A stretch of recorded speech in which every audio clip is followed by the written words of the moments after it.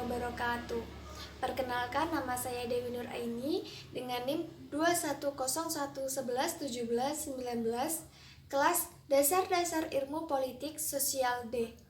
Di sini saya akan menjelaskan tentang partisipasi politik. Pengertian partisipasi politik. Partisipasi politik adalah keikutsertaan warga atau masyarakat dalam berbagai proses politik. Keterlibatan warga dalam segala tahapan kebijakan mulai dari sejak pembuatan keputusan sampai dengan penilaian keputusan, termasuk juga peluang kita untuk ikut serta dalam pelaksanaan keputusan. Partisipasi politik lebih berfokus pada kegiatan yang dilakukan. Partisipasi politik bersifat individual atau kolektif, terorganisir atau spontan, mantap atau sporadik, damai atau dengan kekerasan, legal atau ilegal, serta efektif atau tidak. Partisipasi politik bisa diartikan sebagai peran warga negara dalam proses pemerintahan.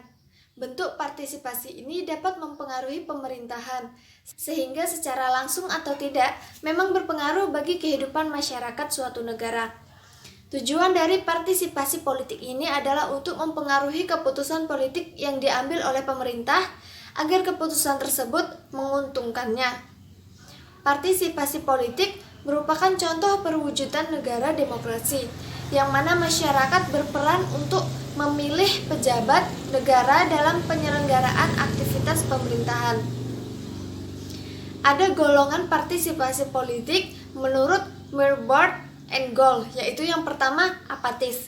Artinya masyarakat yang menolak berpartisipasi dan menarik dirinya dari proses politik. Yang kedua ada spektator, yaitu masyarakat yang setidak-tidaknya pernah ikut serta dalam pemilihan umum. Yang ketiga ada gladiator, yaitu mereka yang tidak secara aktif terlibat dalam proses politik. Dan yang terakhir yaitu pengkritik, dalam bentuk partisipasi tak konvensional. Individu tersebut memberikan opini pemerintah dengan tujuan agar pemerintah suatu negara tersebut dapat menjadi lebih baik dengan cara mengkritik. Partisipasi politik memiliki 3 faktor utama yang berpengaruh, yaitu yang pertama faktor psikologis.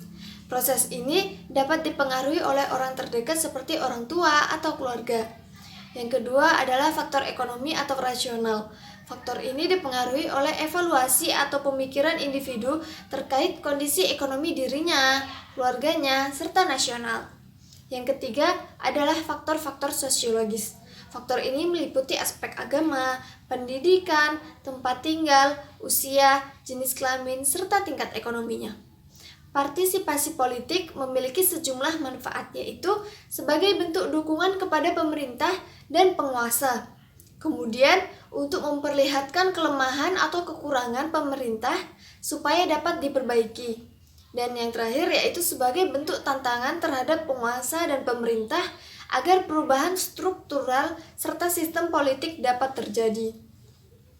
Salah satu bentuk partisipasi politik di lingkungan masyarakat yaitu dengan mengadakan forum warga dan terlibat dalam pemilihan ketua RT, RW, kepala desa, ketua organisasi masyarakat, dan sebagainya.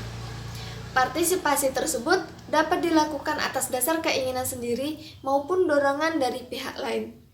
Demikian hasil presentasi yang dapat saya sampaikan. Apabila terdapat banyak kekurangan, saya mohon maaf. Wassalamualaikum warahmatullahi wabarakatuh.